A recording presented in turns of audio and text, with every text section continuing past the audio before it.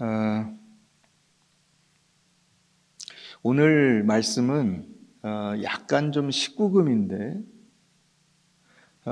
그 가정에서 예배를 드리는 분들은 이게 지금 이제 동시에 유튜브로도 나가고 있는데요. 일단 구독과 좋아요를 눌러주세요. 우리가 교인이 1000명 교인인데 구독자가 496명인가 그래요. 반도 안 돼. 그래서 일단 구독을 누르시고 여러분들이 이제 유튜브 영상 검색하실 때 일단 최소한 우리 교인들은 구독을 해야 되잖아요. 그죠? 좋아요는 그거보다 훨씬 더 낮아요. 그래서 꼭 그걸 눌러 주셔서 우리가 이제 이런 일들을 좀 더 강화하려고 해요. 영상을 좀 더 많이 다양하게 이 설교 영상뿐 아니라 교육 부서라든가 또 성도들의 다양한 활동들도 좀 더 올려야 되겠다. 우리가 같이 모이기가 어려운 상황에서 서로 보고 격려하고 힘을 얻을 수 있도록 그렇게 해야 되겠다 생각을 하고 있는데 구독과 좋아요를 안 누르시면 일하는 사람들이 힘이 안 나잖아요.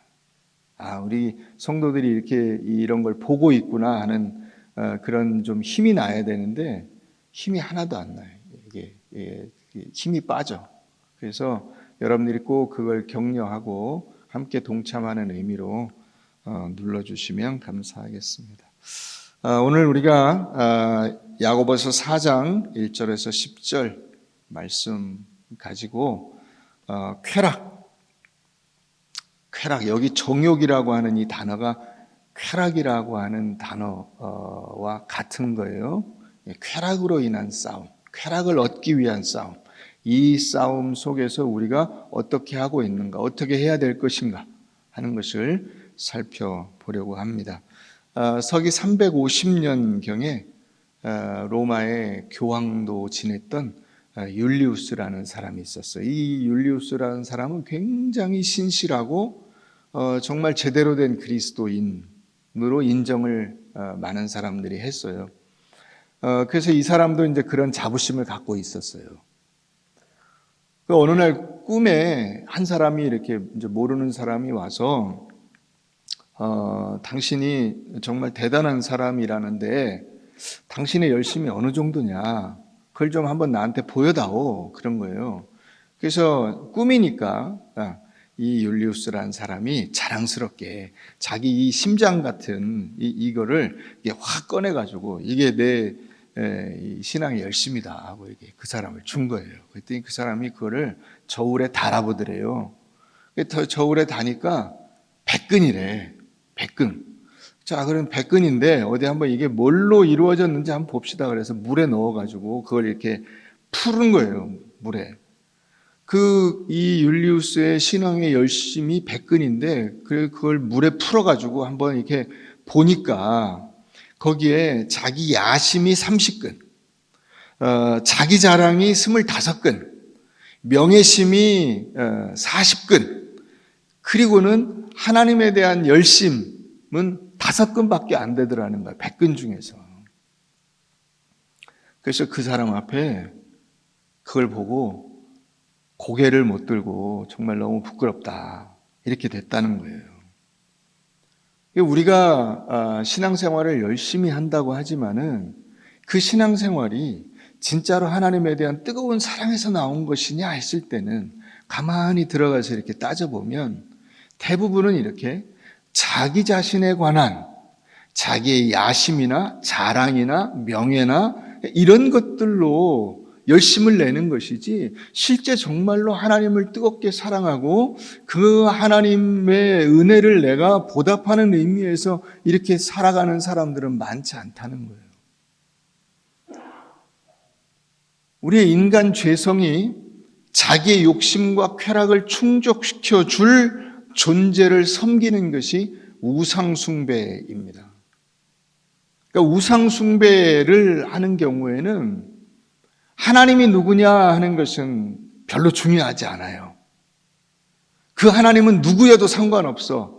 그 하나님이라고 하는 그 존재가 내 그 욕심과 야망과 기도, 흔히 말하는 기도를 응답해 주는 분이면 그분이 내 하나님이 되는 거예요. 이렇게 신앙생활을 하게 되니까 신앙생활이 껍데기에 머물게 되거나 아니면 그 알맹이조차도 하나님과 상관이 없는 인간적인 욕심으로 가득 찬 것이 되는 겁니다. 그러니까 소위 말하는 믿음이라고 하는 것을 재물을 얻고 건강을 얻고 개인적인 소원 성취의 도구로 쓰고 이렇게 하니까 영적으로 빈곤하게 돼요. 영역이 없어요. 영적인 힘이 없어요. 힘이. 우리가 신앙생활을 예를 들어서 단 하루를 믿었어도 예수를 믿으면 그 예수 그리스도의 이름으로 세상과 맞서 싸우고 세상 속에서 하나님의 자녀로서의 그 본분을 지켜낼 수가 있어야 되는데 그럴 힘이 없어요. 왜 그럴까? 세상과 짝하기 때문에 그렇게 되는 거예요. 이게 이제 영적 간음이죠. 자, 1절 말씀해 보면 너희 중에 싸움이 어디로부터 다툼이 어디로부터 나느냐? 너희 지체 중에서 싸우는 정욕으로부터 나는 것이 아니냐 그랬어요. 이 싸움이라고 하는 단어가 전쟁이라는 단어예요. 전쟁. 이 쾌락을 위해서 이 정욕이라는 말은 쾌락이라는 말이고 그러니까 자기 쾌감을 얻기 위해서 사람들이 팍 부딪히는데 이 부딪힘은 마치 전쟁 속에서 적군과 적군이 만나는 것처럼 죽일 것처럼 싸우는 거예요. 상대방이 죽어야 싸움이 끝나는 거예요. 여러분 세상의 싸움이 그런 거예요. 그래서 제가 가끔씩 말씀드리는 거지만 정치인들은 이 세상적인 싸움과 세상적인 갈등의 그 대표적인 사례가 되는 거예요. 상대방이 죽어야 내가 뭘 얻는 거예요. 그러니까 죽이려고 달려드는 거예요.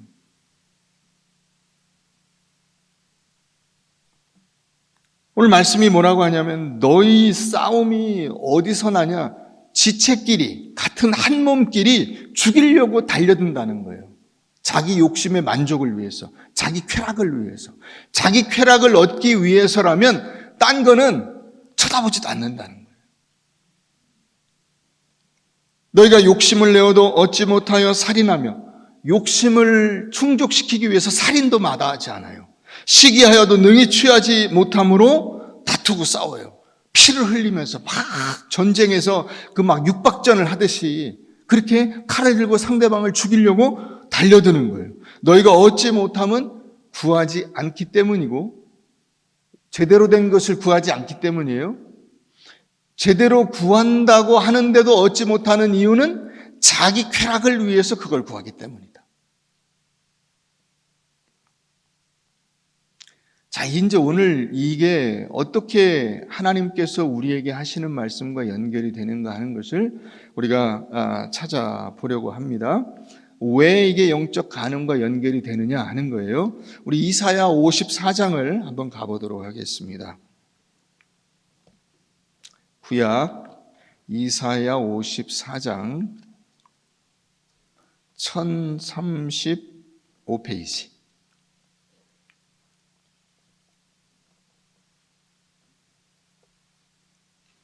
(1035페이지) 이사야 54장 5절 말씀. 이사야 54장 1035페이지 1035페이지 찾으셔야 돼요. 네. 자, 5절 보겠습니다. 이는 너를 지으신 이가 누구예요? 남편. 내 남편. 그 남편의 이름은 뭐예요? 만군의 여호와. 하나님이 남편이라는 거예요. 내 구속자는 이스라엘의 거룩한 이시라. 그는 온 땅의 하나님이라 일컬음을 받으실 것이라. 여호와께서 너를 부르시되 마치 버림을 받아 마음에 근심하는 아내 곧 어릴 때 아내가 되었다가 버림받은 자에게 함과 같이 하실 것임이라 내 하나님께서 말씀하셨느니라. 하나님과 우리 사이가 이게 이제 원래는 이스라엘 백성들에게 한 말씀이죠. 그러니까 하나님과 이스라엘 백성들 사이가 남편과 아내 사이라는 거예요. 남편과 아내 사이. 하나님과 우리 사이가 남편과 아내 사이. 한 열흘 전쯤에 제가 어느 그 뉴스 기사를 보니까 60대 남자가 30대 여자를 목 졸라 죽였어요. 근데 이 30대 여자가 애인이에요. 이게 왜 죽였냐? 그 30대 자기 애인이 바람을 피는 것 같아서 죽였다는 거예요. 그게 이제 재판 기사인데 이미 사건은 이제 그 전에, 훨씬 전에 있었던 일이겠죠. 이제 판사가 징역 20년을 내렸어요. 이 사람 목숨 하나를 죽였는데 징역 20년이야. 이게 좀 문제가 심각해요. 우리나라는. 미국은 그 처벌이 과해서 문제고 우리나라는 처벌이 너무 약해. 예를 들어서 그 30대 여자가 평균 수명으로만 따져도 50년은 더 살잖아요. 그죠? 평균 수명이 지금 대한민국이 86세인가 뭐 그렇잖아요. 그런데 50년은 그 징역을 살아야 될 거 아니야. 징역 20년이야. 그 이유가 이제 그 범인의 마지막 말이 뭔지 아세요? 사랑하기 때문에 죽였대요.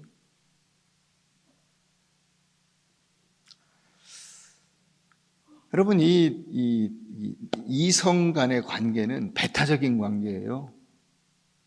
부부 간의 관계는 배타적인 관계예요. 남편과 아내가 서로 그 배우자 말고 다른 이성을 쳐다보는 순간 그거는 문제가 되는 거예요. 그죠? 이게 하나님과 인간 사이에, 그 하나님과 그 백성 사이의 관계라는 거예요. 혹시나 여러분들이 남편 혹은 아내를 얻었는데 뭔가 부족해. 그래서 딴 남자나 여자를 두고 그 부족함을 보완해 가면서 살 수 있어요? 애인을 두고 보완해 가면서 살 수 있어요? 안 되죠. 있을 수 없는 일이죠. 설사 그게 인간이 서로 욕심이 이게 동의가 돼서 그렇게 하기로 했다. 그게 혹시 가능할는지 모르나 하나님은 절대로 그게 안 된다는 거예요. 절대로 안 돼. 내 눈에 흙이 들어가도 그건 안 돼. 그거예요. 자, 그 얘기를 우리 그 뒤에 가서 한번 더 봅시다. 에스겔서, 거기서 조금 이사야에서 뒤로 가시면 에스겔 16장이 있어요. 에스겔 16장 한번 가서 보시죠.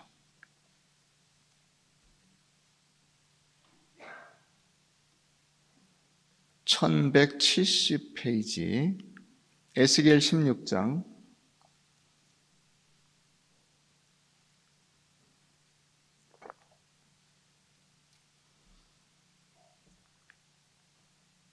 한 아이가 태어났는데 아무도 돌볼 사람이 없어요. 핏덩이, 진짜 핏덩이. 엄마 그 배에서 막 나온 핏덩이. 6절 가보세요. 내가 내 곁으로 지나갈 때에 내가 피투성이가 되어 발짓하는 것을 보고 내게 이르기를 너는 피투성이라도 살아있으라. 다시 이르기를 너는 피투성이라도 살아있으라 하고, 그래서 8절 가서 보세요. 자, 내가 내 곁으로 지나며 보니 내 때가 사랑을 받을 만한, 이 아이를 걷어서 키운 거예요. 그래서 보니까 이제 애가 이쁘게 잘 자라. 내가 사랑을 받을 만한 때라. 내 옷으로 너를 덮어 벌거벗은 것을 가리고 내게 맹세하고 언약하여 너를 내게 속하게 하였느니라. 나 주 여호와의 말이니라. 이 아이를 잘 걷어서 사랑스럽게 아이를 키워요. 자, 그래서 13절 가보세요. 이와 같이 내가 금, 은으로 장식하고 가는 배와 모시와 수놓은 것을 입으며 또 고운 밀가루와 꿀과 기름을 먹음으로 극히 곱고 형통하여 뭐가 됐어요? 왕후. 이 왕이 걷어가지고 왕비로 삼았어요. 그 아이를 키워서 자기 그 배우자로 삼았어요. 핏덩이와 같은 이 아이를. 자, 그래서 얼마나 이 아이가 잘 자랐는지 14절 그 뒤에 이어서 보면 내 화려함으로 말미암아 내 명성이 이방인 중에 퍼졌어요. 내가 내게 입힌 영화로 이렇게 화려함이 어디서 나온 거냐? 이 왕으로부터 나온 거예요.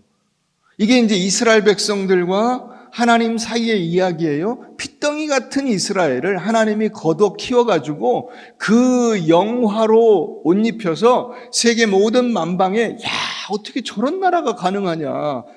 갑자기 이렇게 애굽에서 나와가지고 정말 그 가나안 땅을 하나님이 약속해 주신 그 땅으로 들어가서 거기서 이렇게 잘 살고 있는 이런 나라가 어디 있냐? 이걸 사람들이 다 봤다는 거예요. 자, 그런데 이렇게 걷어서 키워서 그 하나님의 왕비와 같은 하나님의 그 배우자 같은 그 자리에 하나님이 세워 주셨건만 이 사람들이 이스라엘 백성들이 영적으로 어떤 일을 저질렀나를 한번 보세요. 자, 25절을 한번 가봅니다.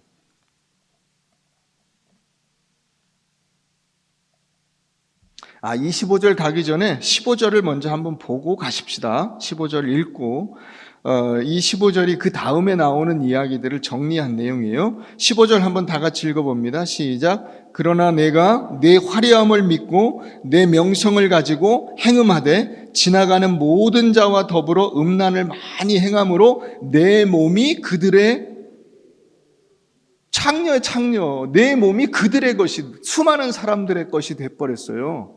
자, 그래서 25절 갑니다. 내가 높은 대를 모든 길 어귀에 쌓고 내 아름다움을 아름다움을 잘 지켜야 되는데 아름다움을 막 팔아. 막 사람들한테 팔아. 가증하게 하여 모든 지나가는 자에게 다리를 벌려 심히 음행하고 하체가 큰 내 이웃 나라 애굽 사람과도 음행하고 자, 그 다음에 28절 내가 음욕이 그 성적인 만족이 차지 않아서 아수르 사람과 음행하고 또 그것도 속이 차지 않아서 29절 장사하는 땅 갈대아에까지 심히 음행하되 아직도 족한 줄을 알지 못해. 이게 이스라엘이 하고 했었던 지금까지 하고 있는 일이라는 거예요. 이 말씀이 외쳐질 때에 내가 너를 그렇게 핏덩이와 같이 애굽에서 나올 때 정말 이 똥오줌 못 가리는 이 핏덩이를 가려서 정말 제대로 된 나라를 만들어주고 사람답게 살게 해줬더니 하나님의 은덕을 저버리고 애굽과 간음하고 아수르와 간음하고 갈대아와 간음하고 그 다리를 벌려 지나가는 모든 자들에게 네 몸을 파는 이런 일들이 있을 수 있는 일이냐? 하나님께서 책망하시는 거예요. 그래서 35절 가보세요. 그러므로 이제 예루살렘을 일컬어서 뭐라고 불러요? 너 음녀야. 너 음녀야. 너는 아예 그런 쪽으로 그냥 내 몸을 팔기로 작정을 했구나. 자, 이것과 연관되는 말씀이 이게 이제 계속 이 뒤에 반복이 돼요. 자, 3장을 한번 가보십시다. 에스겔 23장. 그 뒤에 16장에서 조금 뒤로 가셔서 에스겔 23장.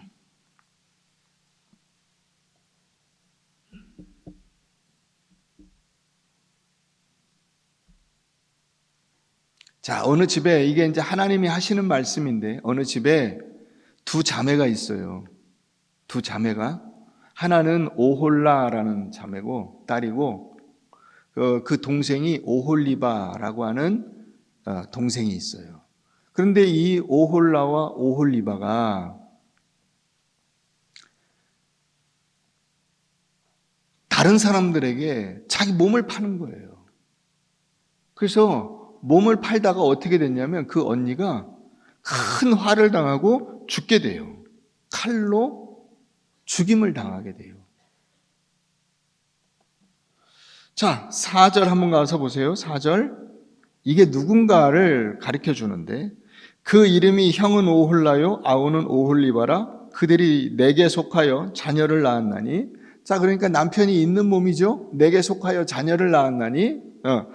이건 이제 비유적으로 하는 거니까 여러분들이 그렇게 알아들으시면 돼요.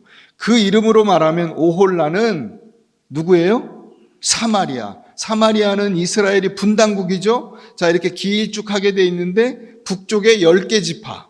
이게 사마리아라고 하는 이름으로 지금 여기 부르는 거예요. 그 밑에 오홀리바는 뭐예요? 예루살렘. 예루살렘은 이 밑에 있는 남유다. 그러니까 북이스라엘과 남유다 두 개를 지금 하나님이 말씀하시는 거예요.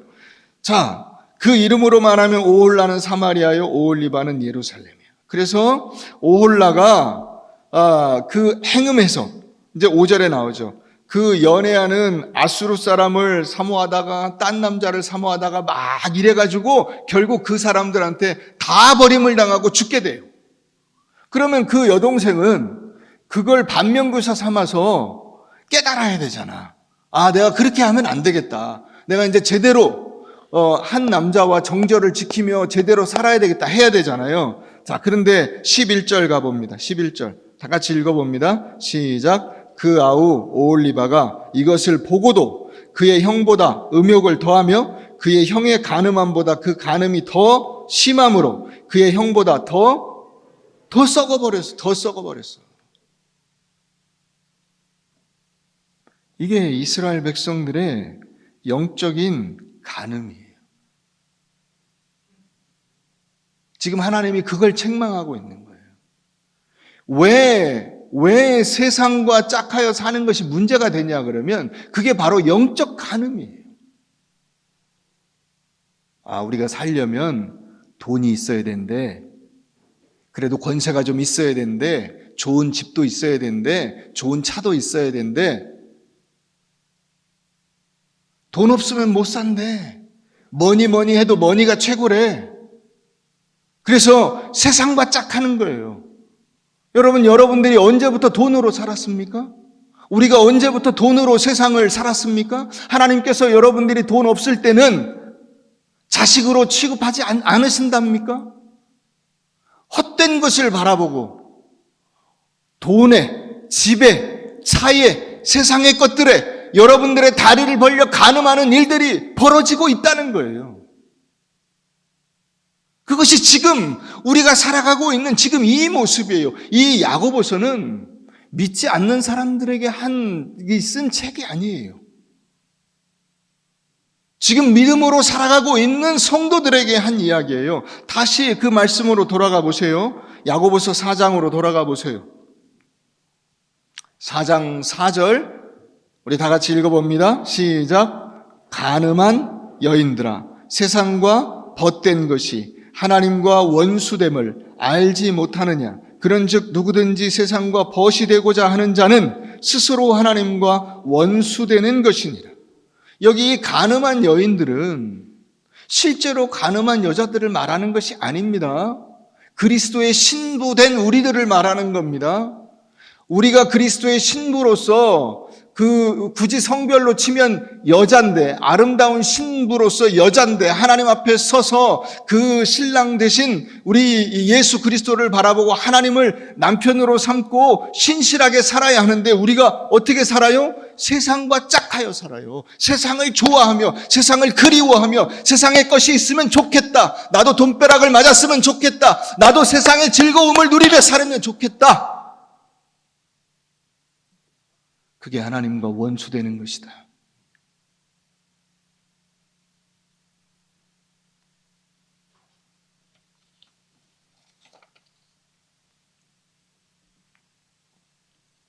여러분, 남편 백화점이라는 거 들어보셨어요? 어디에 가면 남편 백화점이라는 백화점이 있대요. 근데 이 백화점은 위로 올라가는 계단만 있고 내려오는 계단은 없어요. 그래서 한번 올라가면 내려올 수는 없어요. 두 아가씨가 결혼 안 한 이제 남편을 고르러 그 남편 백화점을 갔대요. 1층에 가서 보니까 평범한 직장인, 그냥 이렇게 남편으로서 괜찮은 그런 사람들이 이렇게 진열이 되어 있더래요. 근데 이 건물이 5층까지 있는데 1층에서 바로 이게 고르기는 좀 뭔가 좀 아쉽잖아요. 그죠? 그래서 2층을 한번 올라가 보자. 그래서 2층을 올라갔대요. 그랬더니 이 1층보다 가격대가 좀 높아요. 가격대가 높은데 2층에 올라가니까 학벌도 좀 괜찮고 1층에 있는 이 사람들보다 돈도 좀 있고 그런 남자들이 거기 진열이 돼 있더래요. 확실히 좋은데. 근데 어디가 좀 궁금해요? 3층이 궁금하잖아. 그래서 3층으로 올라가요. 야, 그래도 올라가 보자. 못 먹어도 고다. 이 3층에 올라갔더니 돈도 좀 있고 학벌도 좀 더 되고 외모도 되고 아이들도 좋아하는 남자들이 쫙 진열이 돼 있어요. 근데 가격대가 확실히 세. 야, 어떡할 거냐? 여기서 고를 거냐? 아니야. 그래도 더 올라가 봐야지. 5층까지 있는데 3층에서 고르기는 좀 그렇잖아. 그래서 한층 더 올라가요. 4층에 갔더니 돈이 확실히 이게 이 물건값이 비싸. 네. 엄청 비싼데 보니까 확실히 좋아. 돈도 훨씬 많고요. 학교도 좋은 학교를 나왔고요. 외모도 괜찮고요. 아이도 잘 키우고요. 집안 살림도 잘하고요. 요리도 잘해. 대박. 이런 남자면 결혼을 할 것 같아. 그래도 아직 몇 층이 남았어요? 5층이 남았어. 야, 여기서 그냥 고르기는 좀 왠지 좀 아쉽지 않을까, 나중에? 왠지 결혼하고 나면은 아쉬울 것 같아. 이 물건을 사고 나면 그 다음에 후회가 몰려올 것 같아. 그래서 한 번 더 봐야지. 그래서 5층으로 올라갔어요. 5층으로 올라갔는데 깜짝 놀랐어요. 왜 깜짝 놀랐을까요? 궁금하면 500원이라 그랬잖아요. 여러분 끝나고 나갈 때 저기 헌금통에 500원씩 내고 가세요. 5층에 딱 올라갔더니 아무것도 없는 거예요. 아무것도 없어요. 여러분 인생의 욕망의 끝은 공허함이에요. 허무함입니다. 인간이 욕심을 자꾸 이렇게 그 에스컬레이트 강화시키고 욕심을 자꾸 막 더 욕심내고 해가지고 얻는 게 결국 뭐냐? 손에 쥐는 게 없어요. 없어요. 공술의 공수거는요, 어찌 보면 인간의 삶을 요약해 주는 거예요, 그게. 인간의 삶을 요약해 주는 게 뭐냐면, 나올 때 아무것도 없었는데 욕심을 엄청 내가지고 그 욕심 가지고 살다가 나중에 뭔가 쥐었나 봤더니 아무것도 없는 거예요. 우리가 그 욕심으로 사는 거예요, 그 욕심으로. 하나님이 내 남편이 되시고 하나님이 나의 능력이 되시고 힘이 되신다는 사실을 잊어버린 채로 마치 하나님 없이도 그런 것이 있으면 살 것처럼.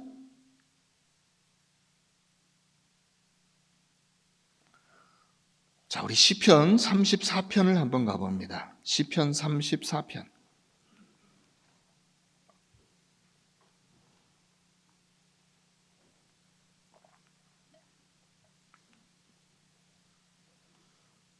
(825페이지) 시편 34편 우리 8절부터 10절 말씀까지 한번 다 같이 읽어보겠습니다. 시작.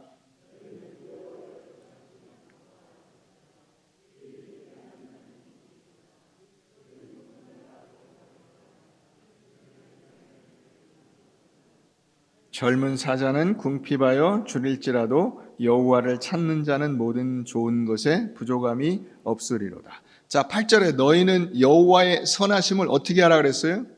맛보아 알지어다. 맛보아 알지어다. 이 맛보아 알지어다가 굉장히 중요한 단어예요. 여호와의 선하심을 맛보아 알라. 하나님을 만나는 하나님의 그 은혜를 경험하는 그 하나님으로 인해서 내게 느껴지는 그 쾌감과 즐거움을 경험해 보라는 거예요. 느껴보라는 거예요. 여러분 요즘에 이제 TV에서 이렇게 음식과 관련된 내용이 굉장히 많아요.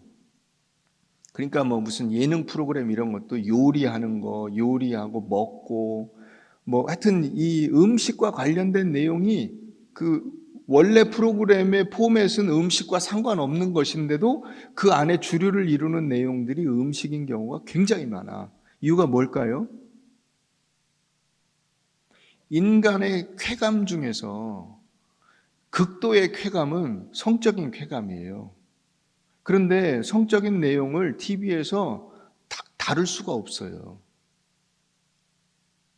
그러니까 그 다음 쾌감, 이 입으로 맛보는 이 쾌감을 건드리는 거예요. 옛날에는 그런 게 그렇게 이 음식에 관한 게 그렇게 많지 않았어요. 그런데 어느 순간 우리나라가 이제 먹고 살만하게 되니까 먹는 문제가 어느 정도 해결이 되니까 이게 단순히 이게 생존을 위한 음식에서부터 그 다음에 뭘로 이게 나갔냐면 쾌감을 위한 음식으로 가게 된 거예요. 쾌감, 인간의 쾌락을 만족시켜주는 음식을 만드는 게 이제 중요하게 됐어요. 단순히 그냥 끼니를 때우기 위해서 먹는 거 그게 중요한 게 아닌 게 된 거예요. 이제는 뭐가 중요하냐면 맛있는 걸 먹는 게 중요한 거야. 맛있는 거. 왜요? 내 쾌락이 훨씬 더 중요하거든요. 생존은 이제 걱정할 게 안 돼요. 생존하는 데는 별 문제가 없어요. 그럼 뭐가 문제냐? 지금은 쾌락을 중요시하는 거야. 내가 얼마나 행복하냐, 즐겁냐, 나를 만족시키냐, 이게 훨씬 더 중요한 문제가 돼버렸어요. 그런데 시편 기자가 뭐라 그래요? 여호와의 선하심을 맛보아 알지어다. 하나님이 진정으로 내 쾌감과 쾌락을 만족시켜 주시는 분의 수준으로 여러분들이 성장해야 되는 건데 이걸 놓치고 자꾸 세상으로 여러분들이 만족함을 가지려고 할 때 그 세상의 만족의 끝이 아까 에스겔서 16장 23장에 나온 그런 내용이 되는 거예요.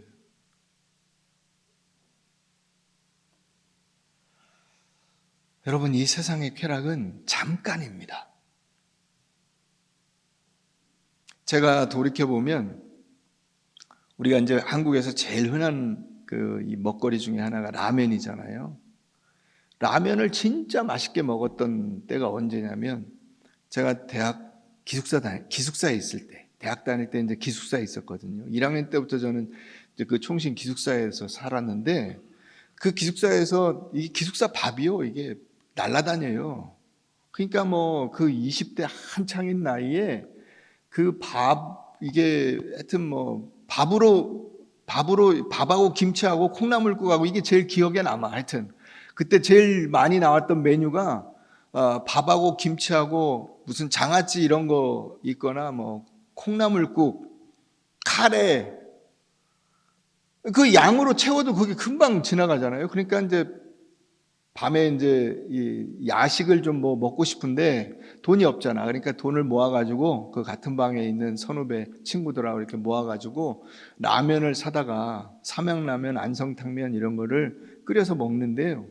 많이도 못 사요. 왜냐하면 매일같이 라면 하나씩을 끓여 먹을 정도의 경제력은 안 되는 거야. 그게 어쩌다 한 번씩 먹는 거예요. 그러니까 그걸 끓여가지고 딱 입에 먹으면은 진짜 맛있어요. 군침 넘어가시죠.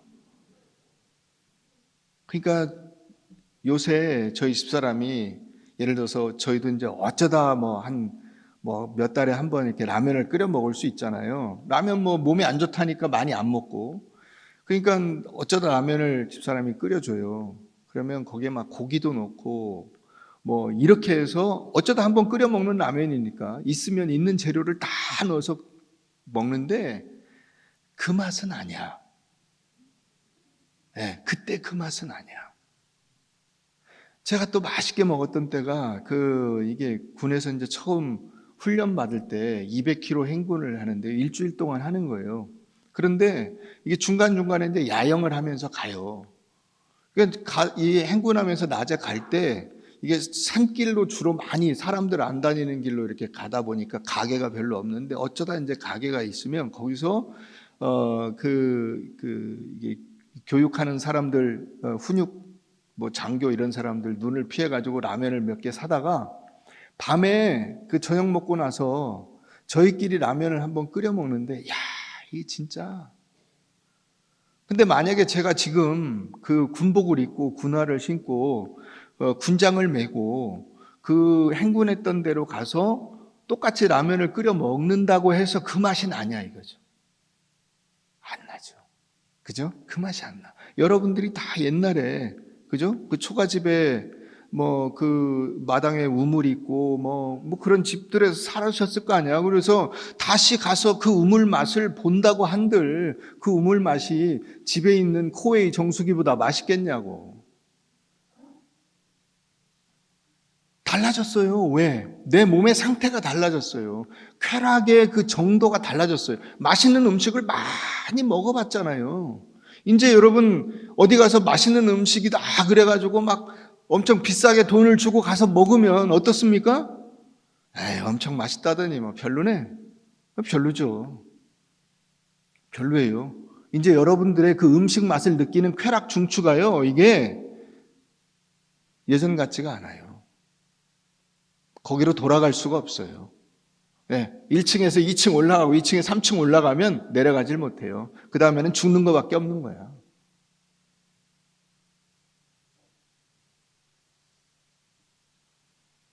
여러분, 세상이 내게 기쁨과 쾌감을 줄 것이라고 세상에 매달릴 때 쾌감을 얻지도 못하지만은 설사 그 쾌감을 얻는다 하더라도 금방 목말라 버리는 거예요. 금방 예전에 그 맛이 아닌 거예요. 아, 이것도 재미가 없는 거예요. 질렸다라고 이야기하는 거예요. 더 이상 이게 나한테 즐거움과 쾌감을 주지 못한다라고 이야기하는 것입니다.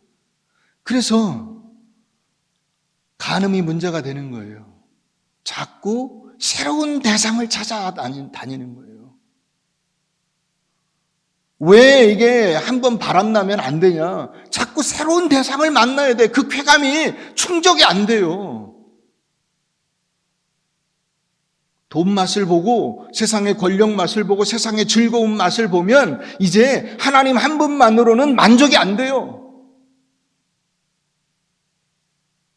그러니까 애굽과 간음하고 아수르와 간음하고 갈대아와 간음하고 블레셋과 간음하고 간음하는 거예요.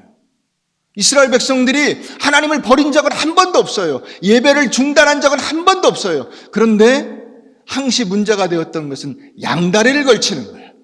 하나님을 섬기면서 애굽도 섬기고 하나님을 섬기면서 아수르도 섬기고 하나님을 섬기면서 갈대아 바벨론도 섬기고 그들의 우상을 같이 섬긴 거예요.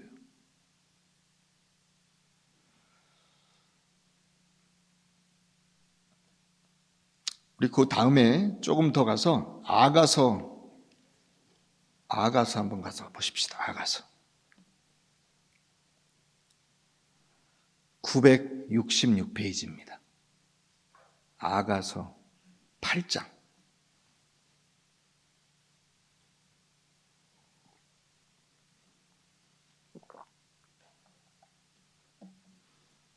아가서 8장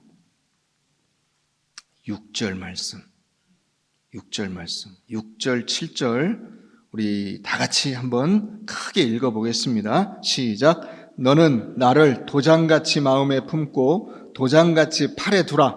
사랑은 죽음같이 강하고 질투는 수올같이 잔인하며 불길이 일어나니 그 기세가 여호와의 불과 같으니라. 많은 물도 이 사랑을 끄지 못하겠고 홍수라도 삼키지 못하나니 사람이 그의 온 가산을 다 주고 사랑과 바꾸려 할지라도 오히려 멸시를 받으리라.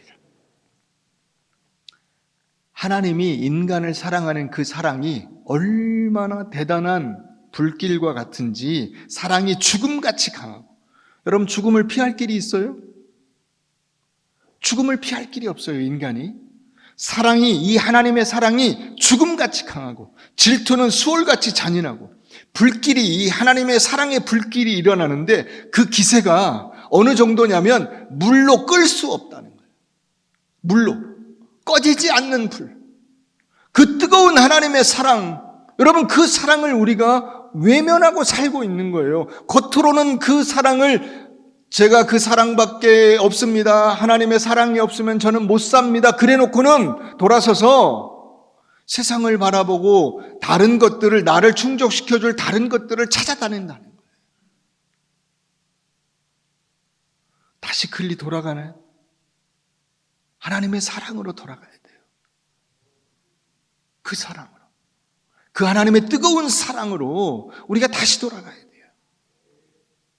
여러분, 그래서 그와 같은 사랑을 하나님께서 끊임없이 이스라엘 백성들에게 이야기하고 있는 거예요.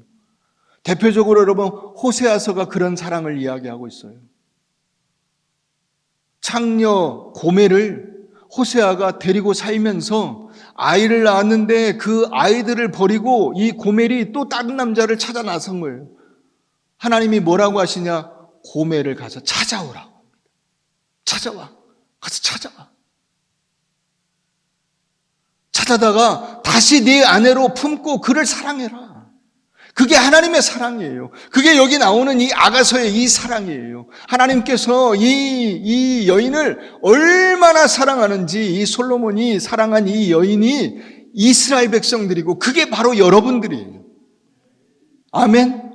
하나님께서 나를 그렇게 뜨겁게 사랑하시는데 여러분, 내가 다른 데 한눈 팔고 다른 데 쳐다보고 있으면 안 되는 거예요. 그래서 야고보서에 간음한 여인들아, 너희가 세상과 짝한 것이 하나님과 원수됨을 알지 못하느냐라고 말하고 있는 거예요. 다시 글리 가볼까요? 야고보서 4장 5절 말씀 다 같이 읽어봅니다. 시작. 너희는 하나님이 우리 속에 거하게 하신 성령이 시기하기까지 사모한다 하신 말씀을 헛된 줄로 생각하느냐. 성령이 내 마음속에 들어오셔서 우리의 마음속에 보니까 어떤 것들이 있어요. 우상이 있어요. 다른 쾌락을 막 사모하고 있어요. 그런데 그거 아니야. 너 그거 쳐다보면 안 돼. 돈이 너를 만족시켜 줄 수 없고 세상의 즐거움과 세상적인 어떤 것들이 너를 만족시켜 줄 수 없어. 너에게는 오직 내 사랑 밖에는 없어. 그 말씀을 하고 계시는 거예요. 여러분, 한 2년 전에 중국에서 아들을 살리기 위해서 목숨을 건 엄마 얘기가 나왔어요. 이 아들이 지중해 백혈병이라는 희귀병에 걸렸대요. 근데 이 지중해 백혈병은 적혈군의 헤모글로빈의 기능에 문제가 생겨서 애초부터 이 병에 걸리면 결국 이 피가 돌아다니는 장기 기능들이 마비돼서 죽는다는 거예요. 이걸 치료할 수 있는 방법은 골수 이식밖에 없대요. 그래서 이제 이 엄마가 없는 형편에 진짜 전 재산을 다 털어가지고 한 5년 동안 이 아이를 아들이 지금 10살인데 아들을 살리기 위해서 돈을 그 당시 돈으로 8천만, 지금 중국에서 8천만 원이면 엄청난 돈이잖아요.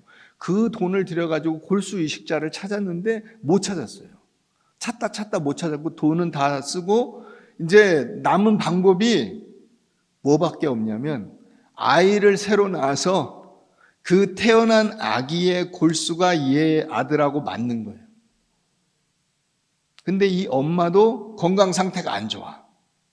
그래서 아이를 임신해서 낳다가 잘못하면 당신 죽을 수 있다.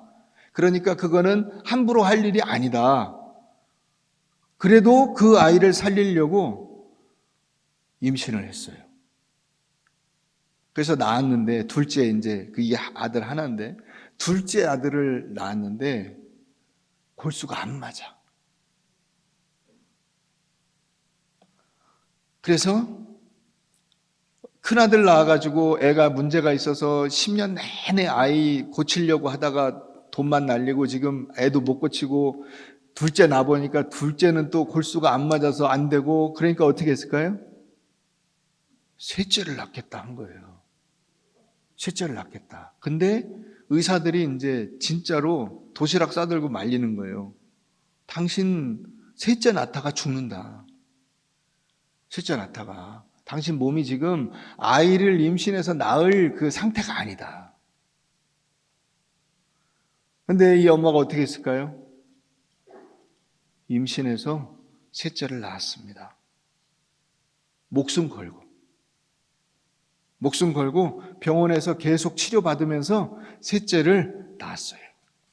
그래서 셋째를 낳았더니 골수가 맞았을까요? 안 맞았을까요? 맞았어요. 골수가 맞아서 이 셋째 아이의 골수를 그 첫째한테 이식을 해서 그 첫애도 회복이 됐어요. 그래서 많은 사람들에게 감동을 줬다는 거예요. 뭐 때문에? 목숨을 걸고 아들을 살리기 위해서. 여러분, 이게 하나님의 사랑이에요. 이게 수없이 많은 선지자들을 보내고 이스라엘 백성들을 인도하려고 했지만 이스라엘 백성들이 반항하고 불순종하고 말을 듣지 않고 행음하고 딴 데 쳐다보고 하나님 외면하고 도망다니니까 하나님께서 아예 당신의 아들 예수 그리스도를 보내셔서 우리를 살려내신 거예요. 그 하나님의 놀라운 사랑, 이 사랑을 여러분들이 잊으시면 안 돼요. 그래서 다시 그 사랑으로 우리가 돌아가야 하는 것입니다. 그래서 8절 말씀 있는 거예요. 하나님을 가까이 하라. 하나님을 가까이 하라. 10절에 주께서 너희를 그러면 높여주실 것이다. 여러분들을 사랑하는 그 하나님의 사랑은 변함이 없어요. 뜨거운 하나님의 사랑으로 여러분들을 붙잡아 주시는 이 사랑 놓치지 마시고 그 사랑에 보답하며 살아가는 여러분들 되시기를 주의 이름으로 축원합니다.